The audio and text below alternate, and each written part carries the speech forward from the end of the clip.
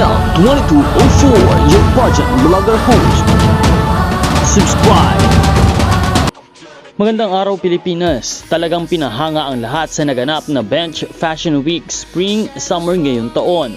At isa sa mga pinaka-inaabangang rampa, walang iba kundi ang ating Miss La Union, Bea Miliano Windorsky ng Miss Universe Philippines.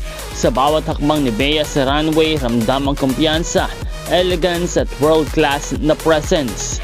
Hindi lang basta pagrampa, isa itong pagpapakita ng kanyang kahandaan para sa mas malaking laban.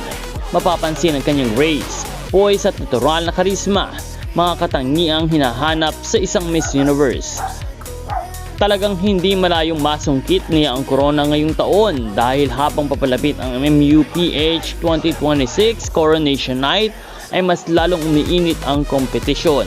Ngunit si Bea Miliano Windorsky, malinaw na isa sa mga frontrunners, handa nang ipaglaban ang Pilipinas sa international stage.